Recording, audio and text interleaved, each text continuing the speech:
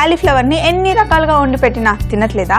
కానీ ఈరోజు మనం చేసే రెసిపీ అయితే వాళ్ళు ఇష్టంగా తింటారు. మరి అదేంటో తెలుసుకునే ముందు షో స్టార్ట్ చేయాలి కదా. వెల్కమ్ టు మమ్మీస్ కిచెన్, ప్రేమతో మీ స్వప్న. ఈరోజు మనం చేస్తున్నాం గోబీ పరోటా. చాలా సింపుల్ అండి. అందులో లంచ్ బాక్స్ సెగ్మెంట్లో నేను ఎప్పుడు ఈజీ రెసిపీస్ చెప్తూ ఉంటాను కదా, నేను చెప్తూ ఉంటాను, మీరు ఫాలో అయిపోండి.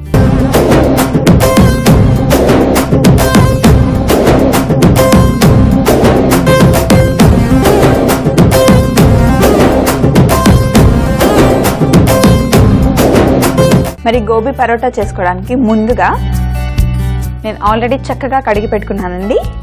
మన క్యాలీఫ్లవర్ని సన్నగా, అంటే చాలా సన్నగా తరుక్కోవాలి. ఎందుకంటే మనం పరాటా చేస్తున్నాం కదా, పరాటాలో మనం ఈ కర్రీని స్టఫ్ చేస్తాం కాబట్టి చాలా సన్నగా చేసుకోవాలి.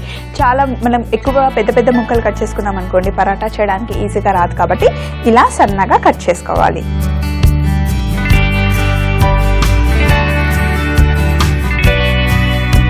ఇలా కట్ చేయడం కనుక మీకు ఇబ్బందిగా అనిపిస్తే మీరు గ్రేట్ చేసుకున్నా కూడా ఏం పర్వాలేదు, ఇలాగే సన్నగా గ్రేట్ చేసుకున్నా ఓకే.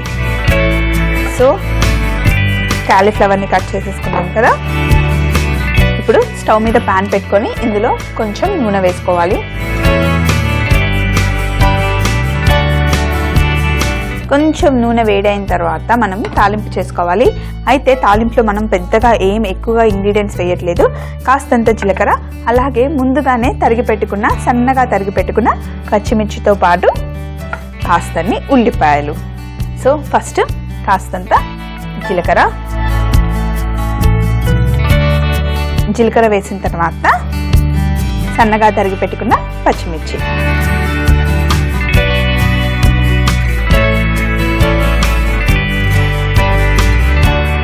పచ్చిమిర్చి కూడా కొంచెం వేగిన తర్వాత చూడండి ఎంత సన్నగా కట్ చేస్తానో. పచ్చిమిర్చి లావుగా కట్ చేస్తే పిల్లలు తింటూ ఉంటే మధ్యలో తగిలి కారం వేస్తుంది. కాబట్టి ఇలా సన్నగా తరగండి. లేదు ఇలా సన్నగా తరగడం కష్టం అనుకుంటే జీలకర్ర ఇంకా పచ్చిమిర్చి మిక్సీలో వేసినా కూడా ఓకే. సో పచ్చిమిర్చి కూడా వేగిన తర్వాత ఇప్పుడు ఉల్లిపాయలు,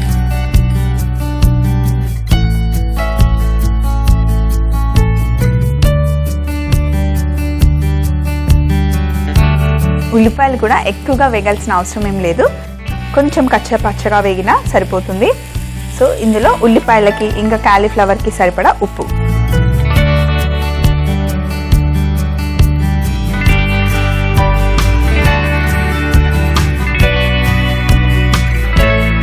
కొంచెం ఉల్లిపాయలు లైట్గా కలర్ చేంజ్ అయితే సరిపోతుంది.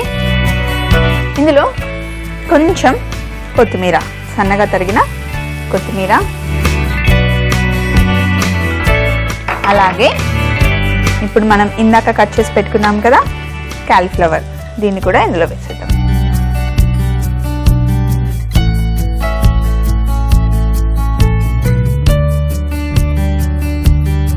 క్యాలీఫ్లవర్ కూడా ఇందులో వేసేసి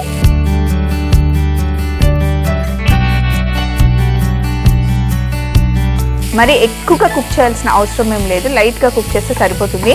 మరి ఎక్కువగా కుక్ చేసామనుకోండి, ఇది లోపల ఉన్న వాటర్ అంతా బయటకు వచ్చి పరాటా చేయడానికి ఈజీగా ఉండదు. అందుకే ఎక్కువగా కుక్ చేయకుండా కొంచెం సాఫ్ట్గా అయ్యే వరకు కుక్ చేస్తే సరిపోతుంది. చూడండి క్యాలీఫ్లవర్ చక్కగా సాఫ్ట్గా అయిపోయింది కదా. ఇప్పుడు స్టవ్ ఆఫ్ చేసేద్దాం. క్యాలీఫ్లవర్ అనగానే చాలా మంది కట్ చేసి ఫస్ట్ బాయిల్ చేసేస్తారండి. అలా బాయిల్ చేస్తేనే ఉడుకుతుందని ఏం లేదు. ఇలా చిన్నగా కట్ చేసి మనం ఫ్రై చేసినా కూడా క్యాలీఫ్లవర్ తొందరగానే ఉడికిపోతుంది, నో ప్రాబ్లం. సో ఇక్కడ ఆల్రెడీ కర్రీ రెడీగా అయిపోయింది కదా. సో ఒక 2 నిమిషాలు ఇలా పక్కన పెట్టేసి మనం పిండి తడుపుకుందాం. గోధుమ పిండి ఒక బౌల్ తీసుకొని కాస్తంత పిండి మటుకి పక్కన పెట్టుకుందాం, ఎందుకంటే మనం పరాటా చేసుకునేటప్పుడు అందులో వేసుకోవాలి కదా. అలాగే ఈ పిండికి సరిపడా ఉప్పు, ఆల్రెడీ మనం కాలీఫ్లవర్లో ఉప్పు వేసాం కాబట్టి ఎక్కువగా ఉప్పు వేసుకోకుండా కొంచెం తక్కువ ఉప్పు వేసుకోవాలి. సో ఉప్పు కూడా కలిపిన తర్వాత కొంచెం నీళ్లు, చపాతీ పిండి ఎలా తడుపుకుంటాం అలాగే తడుపుకోవాలి. సో పిండి తడుపుకున్న తర్వాత మనం ఇందులో కొంచెం ఆయిల్ వేసుకోవాలి.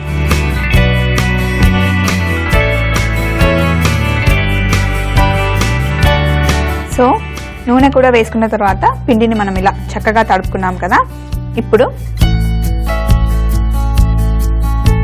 చిన్న చిన్న ముద్దలుగా మనం పిండి తీసుకోవాలి.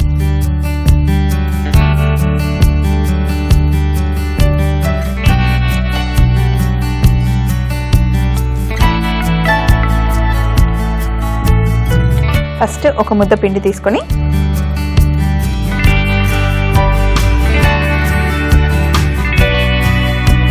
కింద కాస్తంత పొడి పిండి వేసుకొని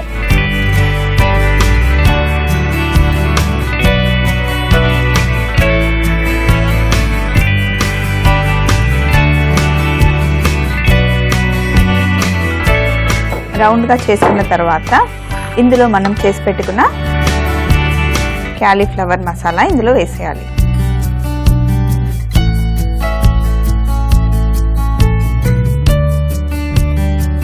క్యాలీఫ్లవర్ మసాలా వేసుకొని పిండినంతా ఇలా దగ్గరగా ఫోల్డ్ చేసుకొని ఎక్స్ట్రా ఉన్న పిండిని తీసేసి ఇలా మళ్ళీ రౌండ్గా చేసుకోవాలి.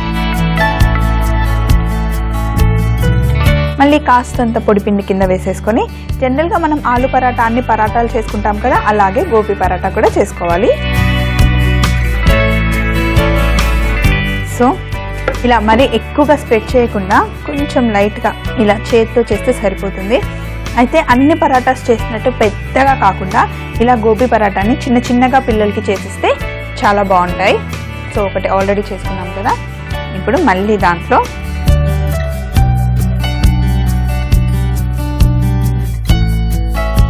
మనం చేసి పెట్టుకున్న గోబీ మసాలాని పెట్టుకుందాం.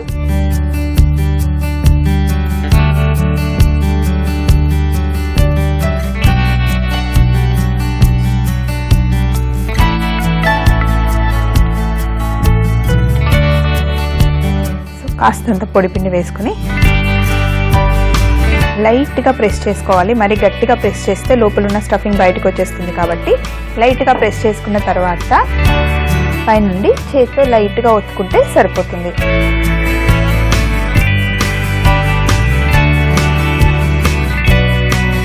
ఇలా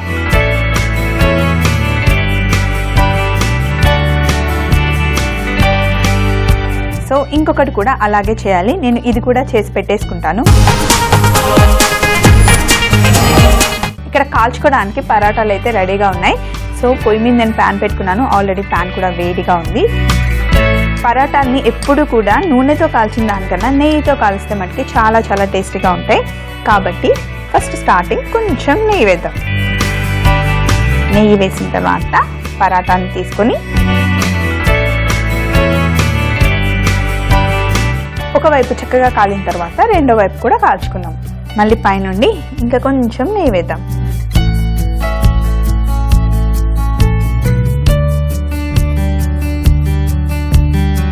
ఒకవైపు కాలిన తర్వాత రెండో వైపు మనం తిప్పి వేసుకుందాం. ఈ లోపల లంచ్ బాక్స్ని కూడా రెడీగా పెట్టుకుందాం. పిల్లలకి మనం లంచ్ బాక్స్లో రైస్ ఇచ్చినా లేదా చపాతీ ఇచ్చినా సరే పక్కన ఒక మంచి రైతా అయినా ఫ్రూట్ అయినా వెజిటేబుల్ అయినా లేదా ఏదైనా సలాడ్ అయినా ఇస్తాం కదా. అయితే ఈరోజు మనం పిల్లలకి ఒక ఫ్రూట్ ఇస్తున్నాం, అది కూడా జామకాయ. పిల్లలు ఏదైనా తిన్న తర్వాత జామకాయ ఇస్తే కనుక తొందరగా డైజెస్ట్ అవుతుంది. అయితే ఇప్పుడు చలికాలం కదా, జలుబు చేస్తుందని అందరూ చాలామంది ఫీల్ అవుతారు. కాబట్టి జామకాయని కట్ చేసిన తర్వాత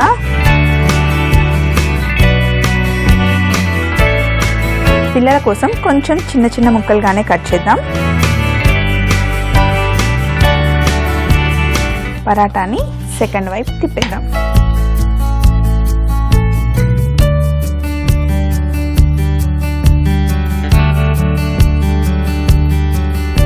ఇలా కట్ చేసుకున్న జామకాయల ఎడ్జెస్ తీసేసి బాక్స్లో పెట్టి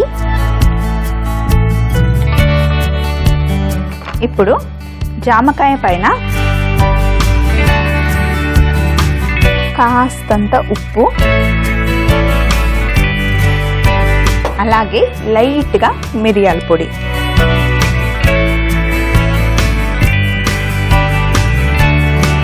ఇలా వేసి ఇస్తే తినడానికి చాలా బాగుంటుంది. ఇలా మిరియాల పొడి వేసిస్తే తినడానికి చాలా బాగుంటుంది. అలాగే పిల్లలకి జలుబు కూడా చేయకుండా ఉంటుంది.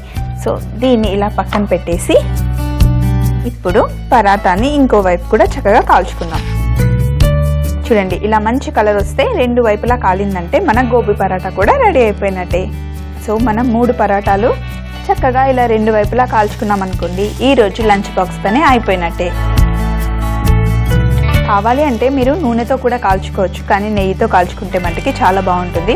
మీరు తినాలి అనుకుంటే కాస్తంత నూనె వేసి కాల్చుకోండి. అదే పిల్లలకైతే మటుకి ఖచ్చితంగా నెయ్యితో కాల్చి పెట్టండి. సో చూడండి ఎంత చక్కగా మంచి కలర్ వచ్చింది కదా. సో ఇప్పుడు లంచ్ బాక్స్ని కూడా ఇలా పైన పెట్టుకొని, పరాటాలు చాలా చాలా సాఫ్ట్గా ఉంటాయండి, అందుకని ఇలా కొంచెం లైట్గా ఫోల్డ్ చేసి ఒక పక్కకి పెట్టేసి ఇంకొకటి కూడా ఇలా ఫోల్డ్ చేసి పెట్టేస్తే సరిపోతుంది. ఇటు సైడ్ కూడా చక్కగా కాలిపోయింది కదా. దీన్ని కూడా తీసి పక్కన పెట్టేసుకున్నాం.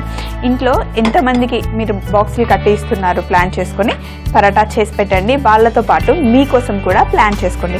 చూడండి, ఈరోజు మనం లంచ్ బాక్స్ కోసం చేసిన గోబీ పరాటా ఎంత చక్కగా వచ్చింది. లోపల మనకు మంచి కర్రీ కనిపిస్తుంది కదా. పిల్లలు డైరెక్ట్గా ఇలా చేతితో పట్టుకొని తినేస్తారు. మొత్తం ఏం మెస్ చేసుకోకుండా నీట్గా వాళ్ళు తింటారండి. మళ్ళీ లంచ్ బాక్స్ టైం వరకు పరాటాలు సాఫ్ట్గా అలాగే ఉంటాయి. మరి చూసారు కదా, ఈరోజు లంచ్ బాక్స్ సెగ్మెంట్ కోసం స్వప్న చేసిన గోబీ పరాటా.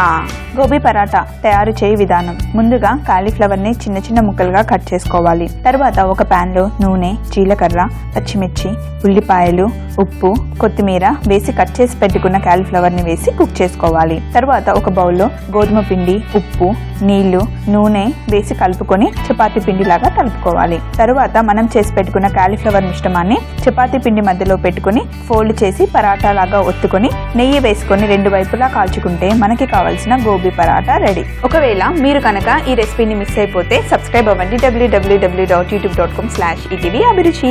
అదే ఫేస్బుక్ అయితే కనుక www.facebook.com/etv అభిరుచి. మరి చూసారు కదండి, లంచ్ బాక్స్ సెగ్మెంట్ కోసం మనం చేసిన గోబీ పరాటా రెసిపీ నోట్ చేసుకున్నారా? పిల్లలు రేపు స్కూల్కి వెళ్ళేటప్పుడు తప్పకుండా చేసి పెట్టండి.